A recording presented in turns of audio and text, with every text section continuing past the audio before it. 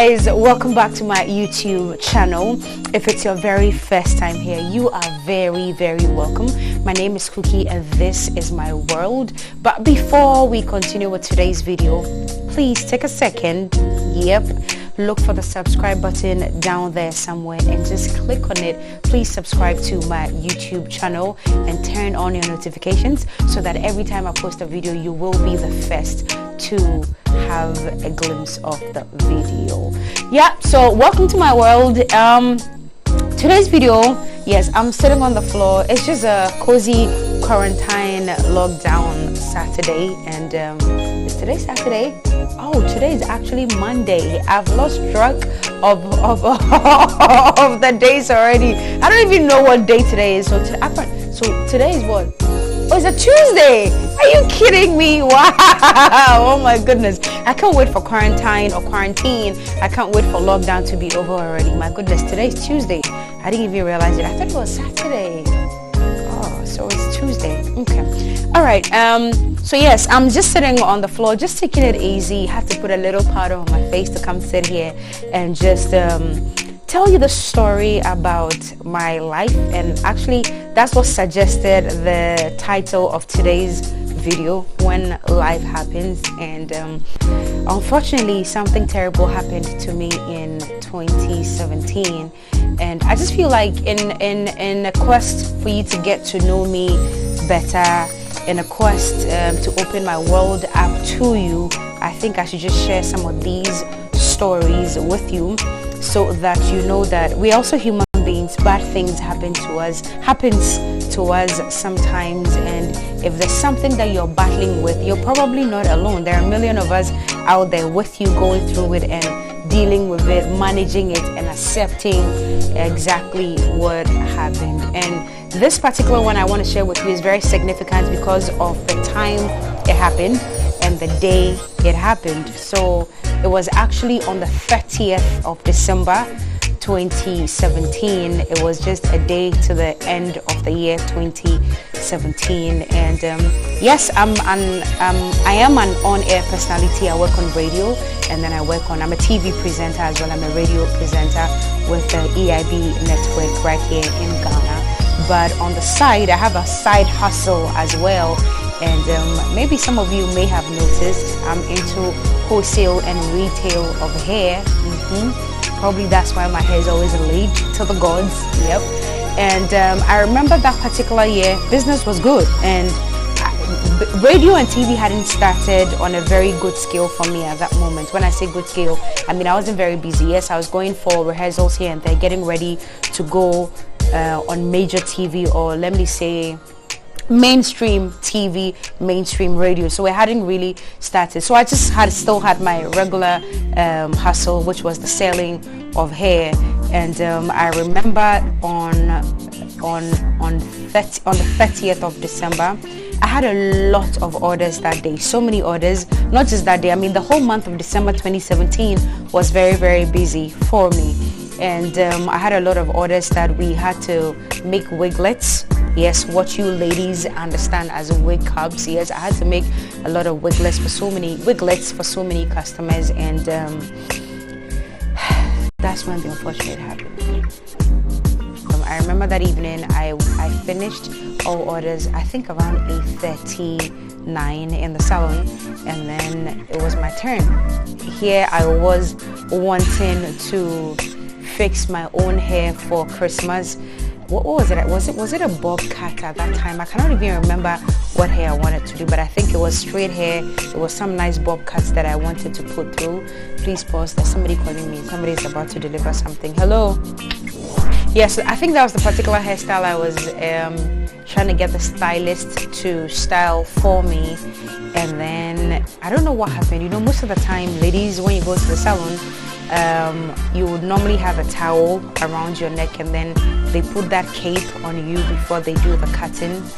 Probably were exhausted, maybe we were tired, I don't know what happened. And when the stylist started styling my hair, I mean, nobody thought that was going to happen. In my wildest dreams, in my wildest of dreams, I would have never thought that something like that or such an accident could take place in a salon. I mean, it's hair styling.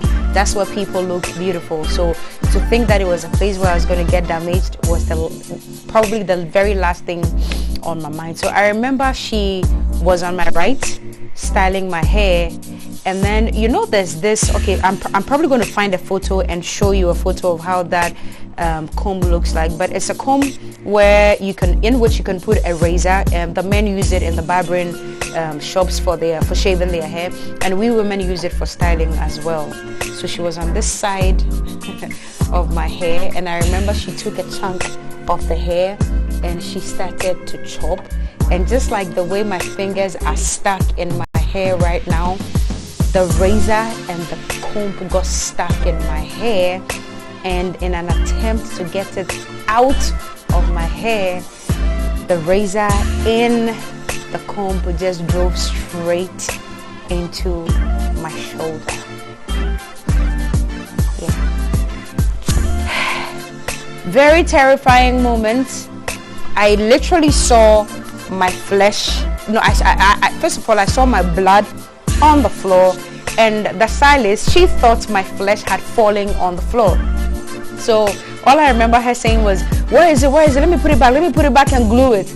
No, she said, let me put it back and put spirit on it or something. And I'm like, no, this is not something you can just put back. I mean, I don't blame her. She was terrified. Everybody was just terrified. When I looked on my shoulder, I realized that even the shirt that I was wearing that day had been cut.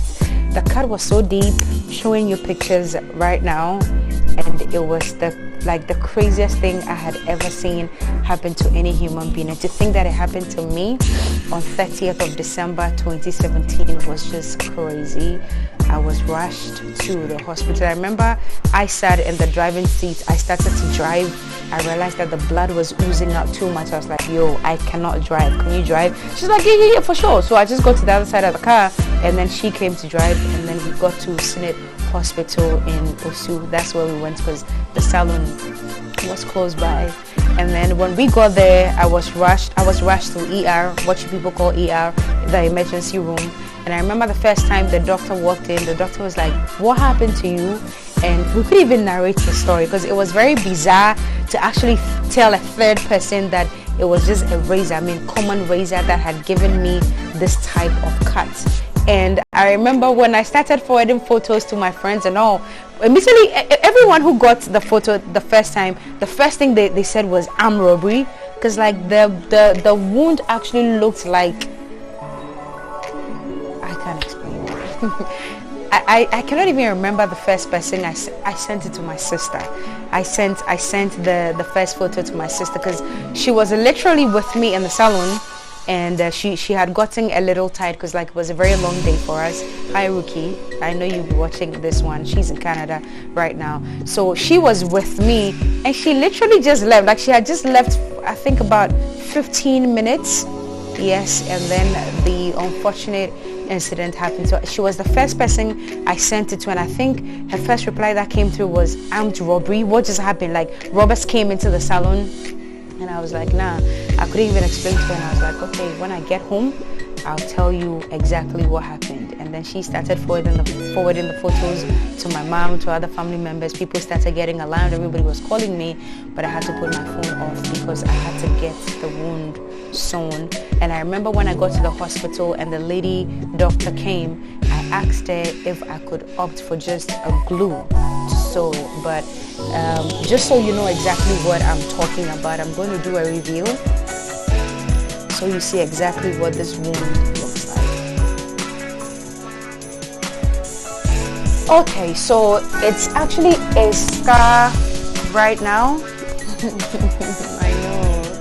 So it's a scar right now, and I didn't even think that this was what was going to remain after the wound totally healed.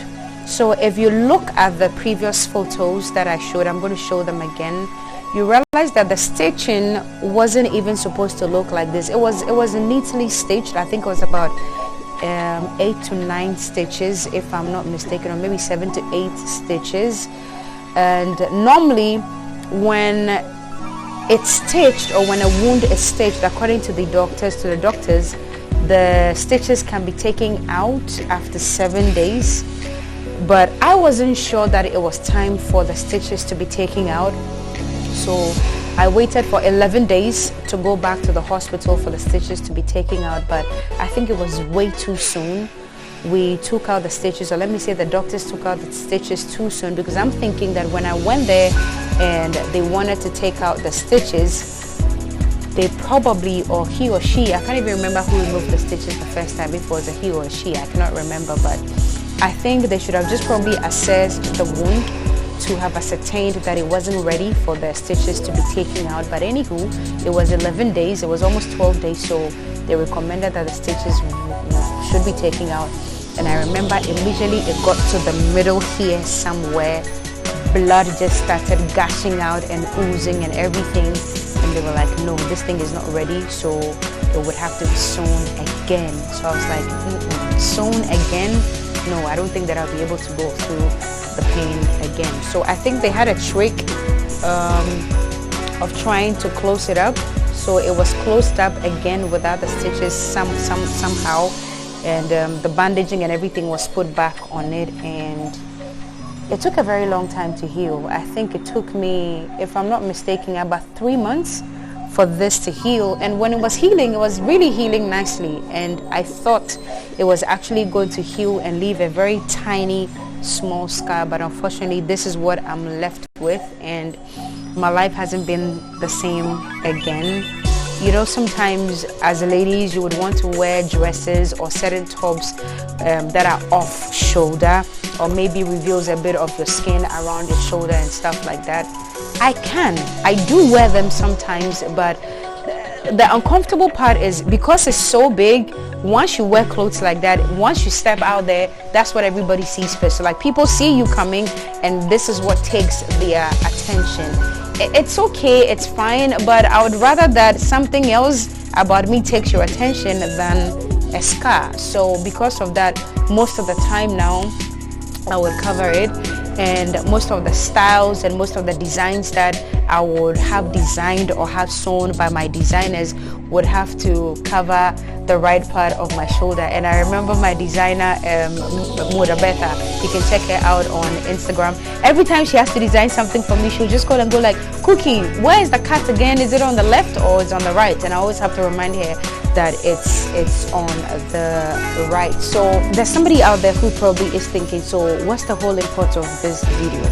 I came out to give you a part of me, to show you a part of me that makes me uncomfortable, because there may be a part of you that makes you uncomfortable as well. And many of you look up to us because we are public figures, because we are celebs, as you call us. I remember that before this happened, I was prepping myself. My management team, they were actually prepping me for a major event that was going to take place in a few days, and I was excited about it because it was a huge event, and I was very happy to be working on it, and the money was also good. And this happened on the 31st, and I remember when I sent the first photo to my manager, I can't say what he said on air because like the words are not they are uncensored. I cannot say it here, but he couldn't believe it. He was like, I mean, I can say WTF, right? Yeah, I can say that. Yeah. So he was like, what the, you can add whatever you want to add. I mean, he said, what the fuck? That's what he said. He was like, what the fuck? What just happened? And then I started to laugh. I was still in the hospital. I think it was a video call. I placed a video call to him. His situation, and he was like, this is unbelievable. But that was just for that event. I was looking at my whole career as a media person, because TV is visuals. TV is what you look like, and I'm thinking, so how am I going to be dealing with all my TV gigs? How am I going to be able to sit on TV with a broken shoulder or with a fractured shoulder? I thought through and through, and then I had my mom and a few people saying, oh, it's going to be okay, it's going to die off, it's going to look good, whatever we'll do to make it look okay, we will. I remember how many times we put milk and stuff on it, and there was this oil recommended by one of the doctors called paraffin oil. I remember I used to put paraffin oil on this thing like every hour, and the more it healed, the uglier it became. I can call it ugly because it's my scar. I don't know how you see it, but I don't think it looks perfect. Now, I've still been able to sail through the media space with this scar on my shoulders. If it had to take me not being able to wear a certain dress the way I wanted it just to be able to look good, that's what I did. So I wasn't going to allow this scar to dictate to me or to show me exactly who I have to be. It's me. It's a scar on me, but it's only a piece of me. It is not the entire me, or that's not the end of my life. So even if I see a design, or probably my designer comes up with something and I'm thinking it's going to be gorgeous, I think about my shoulder and I'm like, you know what if we patch to this place? What if we put this here? What if we did it that way? Would it still look good? And it still looks good. And I don't show up always wearing stuff that will reveal the scar or anything. I have it covered up most of the time, and it hasn't prevented me from being effective as a media person. So whatever it is that has happened in your life, it may be the loss of a dear friend or the loss of a family member. Some accident of some sort may have happened to you. It may have been a broken heart. It may have been something terrible that happened to you in your life. Do you sit and drool over what happened? No. Do you sit and let it dictate what you can be or what it should make you become? No. You tell it what it should become, because you are more powerful than the bad thing that happened to you. That bad thing happened to you for just a moment, but you have your lifetime, your entire lifetime ahead of you. So you tell you exactly how you should roll. You tell you how you want your life to go. I don't like that. You're making me laugh. You're making me laugh. Yeah, so you tell you exactly how your life should go.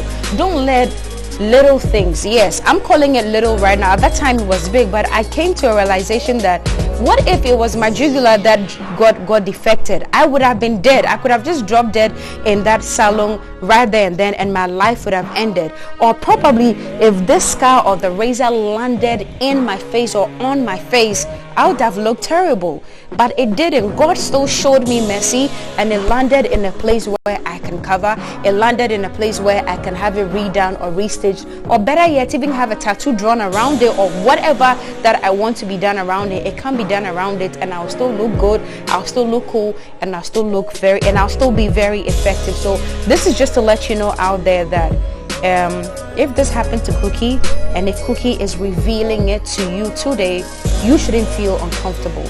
You should be able to share your stories with people so people can feel normal. Because you know, in this day and age of social media where everybody looks beautiful on Instagram, TikTok videos are popping, you know, people are posting things on whatever social media platform they have, and everybody looks good all the time. Sometimes things are not like they seem.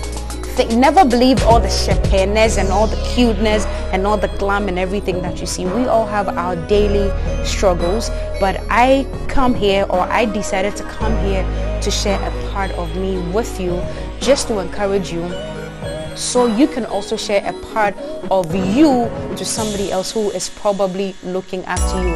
It's not everybody that people look up to who are on TV or who are on radio or who get seen.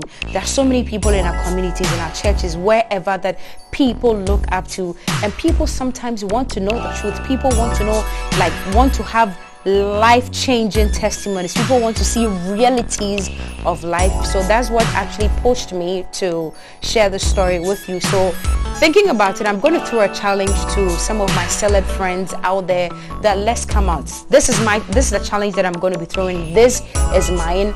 This is my scar. What else do you have that makes you uncomfortable, that people see and people think that, oh, you're all perfect, oh, you're all beautiful, oh, you're all this? What is it that you have that makes you somewhat uncomfortable, but you've been able to overcome it, and you're living the best life as best as you can? Because I'm living my best life right now. So yep, just so you get into my world, get to know exactly what happened to me. Thank you for watching another video of mine. I'll be coming your way again very soon with another video, but please do not forget to subscribe before you check out of the channel. Thanks for taking a minute of your time, or several minutes as you can see, to watch this video. I'll come again next time with another.